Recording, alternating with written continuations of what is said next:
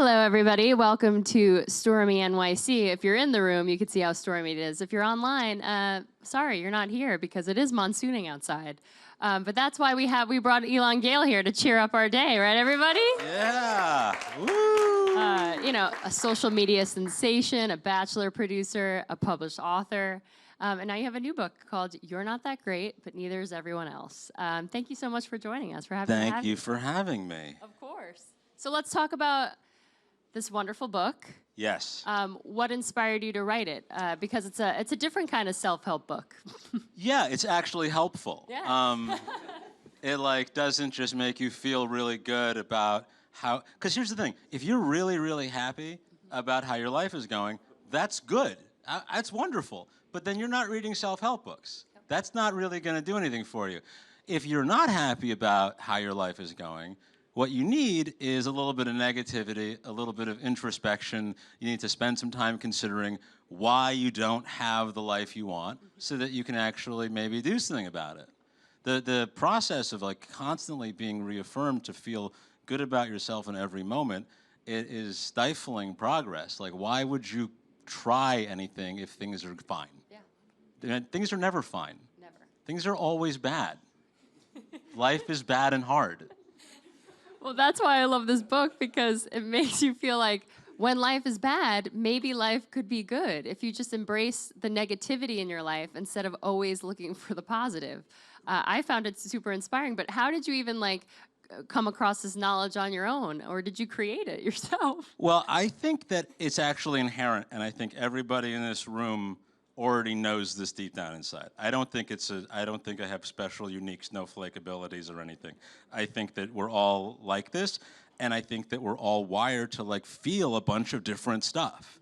I think that everybody knows that feeling when they get angry or when they get jealous or when they get, when they feel grief, that there's this energy to it, and you can either do the thing that we get told to do for some reason, which is put it aside and push it down and really make yourself smile through the pain, but that doesn't do anything for you. It's a trap, the happiness trap that the world has put you in, that goes you need to be happy all the time. Don't be realistic at all. There's buildings falling down around you, don't worry, just look ahead. You're doing great, kid, keep it up. And it's bullshit, yeah. And it's mean, because what ends up happening is every human being, you have bad days. And rather than feeling like that's okay and that's part of it, you're like, what's wrong with me? And there's nothing wrong with you. You're a human. Yeah. And you have a lot of things that happen. You're just not that great. You're not that great, and neither is anybody else. And we all have to remember that everyone else is that's the thing, is that everyone presents themselves as this happy, wonderful being, but they're not. And it makes you feel worse about yourself than you should. Now, you should feel bad about yourself, but not because they're bad. Yeah. You should feel bad about yourself because you can always improve. Mm-hmm. Everybody can always improve. And again, if your life is perfect, then you should not read this book. It's a total waste of your time. Anybody here have a perfect life? I'm just curious. Good, there we go. But you do hear everyone here has perfect hair, which is I can't believe it because of how bad the weather is, but there's no one with bad hair here. Guys, that deserves a round of applause. Give yourselves a round of applause for the good hair on a rainy day. It's not perfect, but it's good. Now, were you a reader of these positive self-help books in order to get yourself as much as you can be? Yeah. I mean, it started off with the Instagram. It started off with just being a person on Instagram, and I noticed everybody's perfect on Instagram. Everyone's perfect, and more than that, everyone who posts those things that say you're doing great, kid. I know those people. And they're not doing great, kid. They're sitting at home oh my God, how do I get through this? And it builds this false narrative of lives that people can have. And it started with that. And then I tried. When I was I'm gonna write a self-help book, I was I'm gonna do my research. And I bought some and I started going through them, and I was wow. Maybe there's someone out there this is helpful for, but just a bunch of pages of about how wonderful you are. It feels nice, but it's I don't know, maybe do drugs. I don't know, like do something. Like this. It's just not actually productive. Yeah. I just don't feel like feeling good about yourself all the time is productive. Like you should try really hard. And when you achieve things, you should feel wonderful. You should feel great, and you should indulge those feelings, and you should feel them deeply and hold on to it for as long as you can. And then you should move on and then feel other things and like have a wide array of feelings over the course of your human life in your unbelievably complex human body in this one time you get to come to this crazy world instead of just pretending to feel the one thing that someone told you is the best. Mm-hmm. Yeah, because you do talk a lot about, right away in the book, you talk about the fact that we're all going to die. Very soon. Guys, we're all going to die very soon. In this room, maybe. Guys, no one die in this room. That would be the most dramatic episode of Build ever. But it's true. Is that what you tell yourself every day? I'm going to die. I could die tomorrow, so I'm just going to try to live life to the best of my abilities, but not be too positive. I had to get on a plane to come here and fly through a terrifying tube in the sky into this horrible weather. Like I didn't know if I was going to land. I don't assume that I'm going to make it. The odds are low, in my mind, always. And so I try to, when I'm doing things, to care about them and to have fun and to do them as passionately as I can. And then for everyone, that's different. Every single person has a different thing that they care about. Like, it's so easy to be like, well, that really only applies to people in one walk of life. But the truth is that everyone has something they care about. And it can honestly, it can just be like being a really good friend. It can be that, like, and just do that well and do that with intensity and with passion and with caring and not assuming you're already the best friend. Try harder and work better at it and try to improve yourself. What's something that you think you're good at? Ranting. I'm really good at ranting. I'm really good at speaking about this because for some reason, and I don't think I even knew when I started writing this book how important this is to me because I come across oftentimes as like a little bit of an asshole, but the truth is that I really like people. I really love them, and I know that every person has this great thing inside of them. Pretty much every person. Some people are terrible, but like everyone deep down inside has this gem of something amazing that they individually have to contribute, and everyone around them and society as a whole is suppressing it and telling them to feel good about it and not dig deeper. Because like the further you dig into yourself and the more you question yourself and the more introspective you are, the more interesting things you're going to find. And if you dig really, really deep and there's nothing there, then that's you. You're a boring person. That happens too. But at least you tried. Yeah, because you talk about that too. Is about taking risks and not being afraid to fail because failures are kind of what make you who you are. Yeah, and if you really think about it, pretty much every single thing you do in your life fails. Pretty much everything. At some point, there's an end. There's an end to every single beginning, except for a few. But almost all your relationships will fail, and almost all of your jobs will go away one way or the other, whether you quit because you're not satisfied there anymore, which is a different kind of failure on their part. I mean, things don't work out generally. And so if you're afraid of failure, you're not going to try for things that are difficult. You're going to take the easiest routes possible. And the truth is that you should try for the hardest things you can think of. Because if you fail trying really hard, you might end up kind of accidentally on the second shelf. You know what I mean? Like, I have this thing in the book where I go, like, if you throw a rock at the ground, it lands on the ground. If you throw a rock at a passing bird, not that you should, but as a thing that's difficult to do, hitting a bird with a rock I've never tried it, but I don't think it'd be easy. But if you throw it at the bird and you hit it, it's like, wow, I did that. And if you don't, the rock still ends up on the ground. You're back in the same place you started anyway, but at least you tried something interesting along the way. And you've learned something from that experience. And the next time a bird goes by, I'm not advocating violence against birds. I want to be clear about that. But it's a metaphor. Yes. Is it a metaphor? Yeah. It's not a simile. No, it's not a simile. It's a metaphor. It's a metaphor. Yeah. This is a metaphor. Yes. Yes. Throwing rocks at birds is a metaphor. There's an example. I tried to make that work, and it goes okay. Yeah. Now, but you're not the only one who kind of believes in what you're preaching here in this book, because you talk to a lot of people that contribute to the book. You have like Rachel Bloom, Alec Baldwin. Talk about interviewing those people and what you learned from their side of their own personal journeys and stories. Well, the first step for me when I was like, okay, I'm gonna write a book. Like, who am I to write a book? I was like, I'm gonna write a book. So I have these feelings and these thoughts. The first thing I'm gonna do is I'm gonna ask myself a really important question, which is like, am I right about any of this? Is it possible that I'm just like entirely wrong in every single way? Because I think that's really important to ask yourself in any endeavor. And so what I did was, because I don't think I'm that great, is I started talking to people who I look up to, people who like I admire, and people that I think have those kind of self-actualized lives where they set out to do something and they somehow did it. And what I asked them as my primary question was, what is your primary motivating emotion? Like, go back in your life and think about all the things that led you to accomplish whatever you feel good about. And the answers were invariably not feeling good about themselves.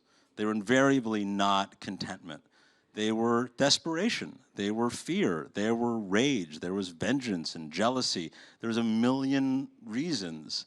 I mean, like, Rachel Bloom wanted revenge. She wanted to show, you don't see that when you see her show, and you don't see that when you see her art, but she wanted revenge. Like, you know, a friend of mine who was a writer who, you know, when I met him, was just starting off and really struggling like every writer does, and now he's a multiple Emmy winner.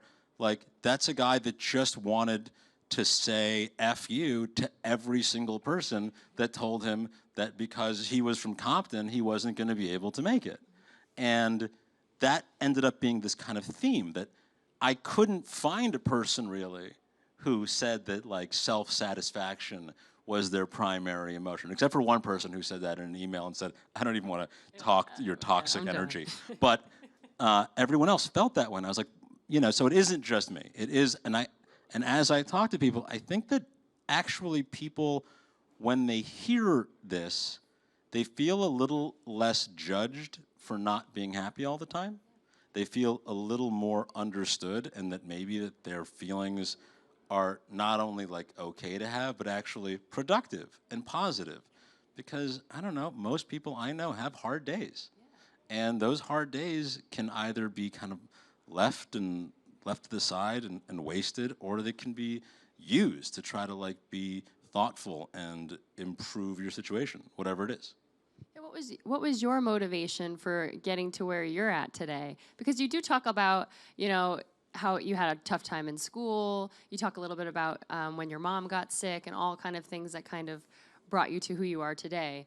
Were those some of the motivations that pushed you to, you know, be a producer on a great franchise series, or write a book, multiple books? Well, when my mother got sick with cancer, that was, you know, I think everyone at some point has that moment when they come to grips with mortality. Like when you realize like, oh, I can't just do whatever I want all the time and I have endless opportunities. Because like, you know, you sit there and you're looking at your mother in a hospital bed and she's bald and she tells you that she's not gonna make it to the next whatever holiday. You realize that time is more precious than you imagined. And it's not linear in how things are going to go. So that's one of the things that gave me the kind of, weirdly, it gifted me the incredible anxiety that I feel on a daily basis that makes me do a lot of things at once and work really hard to try to accomplish things, because I really don't know how long I'm gonna be around, and I don't take it for granted at all. And then things like realizing self-agency, when I really came to terms for the first time with how overly insane my alcoholism was and how much I was drinking, and realizing that not only was I like negatively affecting the lives of those around me, but I was anesthetizing myself to that really short period of time I have on earth anyway. So like I have this limited time, I realize that, and then I waste it by simply not being present for the moments I'm in. You know, the fear and the anxiety and kind of the regret that comes from those moments in my life, I think, are the only reasons that anybody could view me as doing well.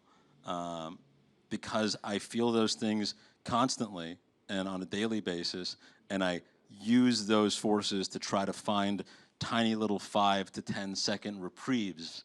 And in those moments, sometimes something good happens. Like this book. I mean, Like look, this you book. took all of that and you put that energy into something that will help other people who are, looking for a self-help book that's not all about inspirational quotes and being perfect. I've been more than a little bit surprised at the number of people who reach out. And the thing that I like about hearing from people that read the book is what they're not saying is like, you changed my life and like everything is different, because I wouldn't believe it anyway. You know what I mean? Like, I wouldn't believe like, oh man, everything's gonna change for me now. Yes, everything is gonna change for me now. But what I hear is just like, I needed some balance. Like, I needed to find that middle ground. Like, I needed to know that it was okay to have down days in my up days. And so I feel like in trying to write a realistic self-help book, I'm not selling the cure for anything. I'm just selling, it's like emergency. It works if you believe in it. Exactly.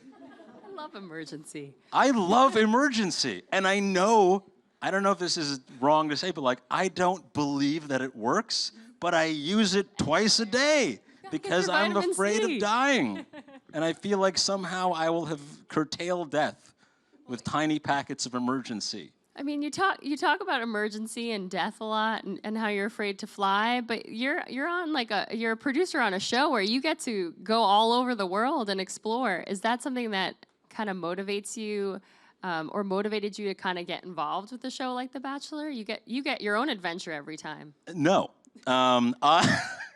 actually, when I first got into television, one of the primary reasons I wanted to was because I wanted to stay in Los Angeles because I was afraid of flying. And I was like, and my father was a doctor, and he was like, you got to be really important one day, and people fly you to conferences. And I'm like, I don't want that. I'm going to show him, he'll see. And I was like, okay, so I'm going to get this job in television. And then all of a sudden, they're like, okay, well, we're shooting in Istanbul. And I'm like, oh, fuck, this is the worst. And, but the good thing about it, and it's actually wonderful, even though, is that the fear doesn't go away. I don't get like less, people are always like, oh, aren't you over it? Like, I don't get less scared. Every time I get on a plane, I am confident I will perish. Confident. But it's not pleasant. But I have no choice, because that's where my life goes, right? Like, you just follow it, because as we all know, like, you have to use your logical brain and go, I'm more likely to slip in my bathtub and die than I am to die on this plane. I think about death a lot, right? That's what we're getting to. Yeah. I'm on it a lot. But it's also because the constant fear of it keeps me doing stuff. Because, like, it would be so nice to just take a bath and have a bottle of wine, but I can't relax. And it's helpful. It's really, I mean, it's the thing is, it's really not for everyone. If you really are good at that relaxing thing, maybe stick with that. Maybe that's a good direction. But every time you get off a flight, do you feel like, oh my God, I lived, so now I have to go like, sand surfing in Peru or whatever else? No, I think I have to fly back at some point. This is a nightmare. I've gone so far away that only a plane can get me back. That's literally how far out the anxiety goes.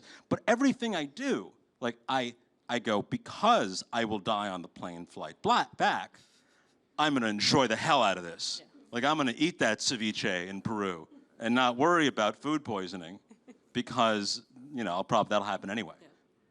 You eat on The Bachelor set? I feel like nobody eats Everyone on The Bachelor. Eats. Everyone eats. Do you guys see there's some Bachelor people here, of course, to support their wonderful friend. Did you guys eat when you guys were on set? Okay. I mean, they eat the way that they're people, right? So, like, on dates in real life, you eat? Like, yeah, you eat, but you kind of like, usually, you don't... I'm like I'll eat like a lot, and yeah, I do. I'm not afraid of looking a certain way when I'm eating. Yeah, I think it's hard to talk when you have too much food in your mouth. So I think people, they just kind of, they pace it out. Mm-hmm. They pace it out. Let's talk about the experience of being a Bachelor producer. You've been on how long have you been a part of the show? About 9 years. Wow. Do you have a favorite memory, or what's your favorite part of even being a part of such a popular franchise like the Bachelor franchise? That's an excellent question. It's actually really simple. I wish it was like a more exciting and like crazy answer, but the truth is that I feel like we all come from wherever we come from, and we're all surrounded by people that for some reason have similarities just because of where we are, right? Like we are somewhere, we go to the same schools, we have the same experiences. But when you meet people and you're kind of secluded with them, and they're from all over and have all kind of different experiences. They just have, every single person has a different background, a different family, a different, education, a different take on how their religion formed, all of that stuff. You have this real opportunity to get to know people that are not like you, and to care about them, and to bond with them, and to have them learn about you. It's a two-way street all the time. And so for me, just over the last many years, just meeting a bunch of people that I wouldn't have met otherwise and getting to know them, like, it's really special. It's just really, really, it's really special. And also, like, jumping off boats is fun. Yeah. That too. You know what was really fun? The Bachelor Winter Games. I loved it so much. I hope it's back every year. Did you guys like the Bachelor Winter Games? Yes. Yes! Bring it back. Yes! Before I toss it to the audience, though, I have to ask you, will this truly be the most dramatic Bachelor finale of all time, like Chris Harrison says? Because I'm reading some like stuff online that's just like breaking my heart for these girls in the finale. It will definitely be the most before this dramatic finale of all time. Yes. Before this one, though, what did you consider the most dramatic finale? Oh, that's a good question. JP and Ben Flanick on Ashley A. Bear season in Fiji. I just remember because they both arrived on seaplanes, and something about that was just like, I think maybe just because I'm scared, but it was. You're gonna die. But it was really scary and wonderful. You thought they were gonna die, didn't you? I always am worried that I'm gonna die, and I don't want them to die. I think Jason Mesnick's for me was the most dramatic. Yeah. You don't agree? I wasn't around for that, so that was before my time. That's true. And so it was on TV. It seemed very dramatic. Yeah. I imagine it was. Can't wait for Sunday. Well, I do want to open it up to these lovely people in the audience who has questions. Yeah, hi. Hi. Nice to meet you. It's nice to meet you. I am a longtime watcher of the show, and I guess my question is, watching Rachel Lindsay's season, it felt like such a positive move for inclusivity and diversity. And I guess my question is, I'm wondering, how is the show intending to continue that legacy of making sure inclusivity and diversity is a priority? I think that's a great question, and I feel the same way. And I think that it was long overdue. And I think that, honestly, I think the answer is just to continue on trying to do what we're doing. And you're never going to get it 100% right. You're never going to do it perfectly. And I feel confident that we're going to continue to be able to do better and do more. And I really do. I feel like also having on Bachelor in Paradise last year, having Jamie, who was openly fluid with her sexuality, was a really great step forward also. And so I really do hope that we get more of those people coming in who want to be on the show because they see themselves represented there, and we're able to move forward in that way. So I'm with you. I hope that answers your question. Yeah, that's great. Who's next? Here we go. Hello. Hello. You just said that you think everyone has potential to be good people, except for a few people who are pieces of shit. So I just wanted to know, what advice do you have for those people? Pieces of Who are shit. pieces of shit? Advice for the pieces of shit? Stay the fuck away from me. Like, that's the thing, is that's what you can do. Like, when you find that person in your life who's like that really toxic energy, like, you just need to avoid them. Because some people don't want, some people just want, what's that line? We want to watch the world burn? Like, some people just want people around them to be unhappy because they need to feel matched. They need to feel matched in their misery. And, but I actually, even those pieces of shit, like, with the right people around them, like, you can get them. You can get them. You know, people, you can always, it's about intent, right? Like, if you impose your will of being interesting and a source of whatever means good to you, you can defeat them. And I'll tell you, it's really simple. It's just because the negatives, like the evil shit, it's boring. It's boring, and it comes to an end at some point. Like, you just win because you're just more interesting. Thank you. All right, we have time for one more question.